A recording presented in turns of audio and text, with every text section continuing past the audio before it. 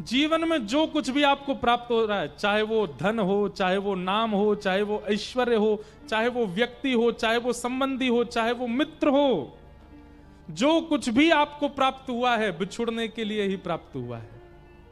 एक दिन आपसे छूटेगा, कोई भी नहीं रहेगा आपके पास।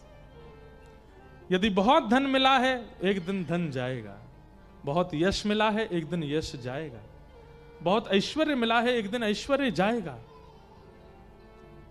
कोई व्यक्ति मिला है, एक दिन वो व्यक्ति जाएगा। कोई रह नहीं सकता।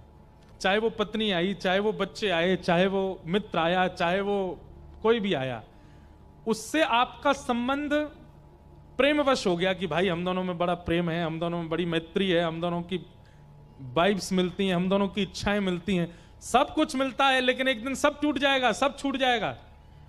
दोनों में अगर भक्ति भाव नहीं मिल रहे हैं तो छूटेगा। और उसके चित्त में भी यदि भक्ति भाव हो, उसको भी आप ठाकुर जी से संबंधी बना करके फिर स्वीकार करोगे, कभी नहीं छूटेगा, सदा के लिए हो जाएगा। चाहे वो पत्नी हो, चाहे वो बच्चे हो, चाहे वो धन हो। धन भी यदि बहुत मिलता है, धन के प्रति आपकी इच्छा क्या हो गई? ये तो भोगने के लिए मिला है, मैं इससे ऐसा करूंगा, मैं ये भोगूंगा, मैं ऐसा भोगूंगा, मैं ऐसा खाऊंगा, ऐसा पीऊंगा, ऐसा पहनूंगा, ऐसे रहूंगा। ऐशो आराम प्रधानता है धन को देख करके, तो वो धन छूटेगा। लेकिन धन देखते ही मन में क्या भाव आता है?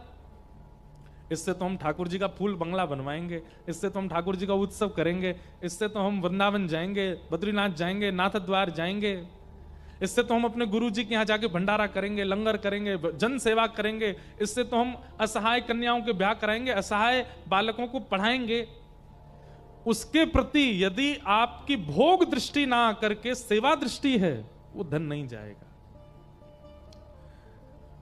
पत्नी के प्रति भोग दृष्टि ना हो करके वैष्णव दृष्टि है कि अभी तक अकेला भजन करता था, अब दोनों मिलकर के भजन करेंगे। बच्चों के प्रति ये दृष्टि नहीं है कि हमारा वंश आगे बढ़ाएंगे, कालांतर में ये भी धन कमा करके हमारे वंश को और आगे नाम रोशन करेंगे, आदि आदि। उसके प्रति भी ये भाव है कि अभी तक 2 भजन करते थे, अब 3 करेंगे, अब 4 करेंगे, अब 5 करेंगे। उनके प्रति भी ये भाव रहे, हमारी वैष्णवों की गिनती बढ़ रही है परिवार में।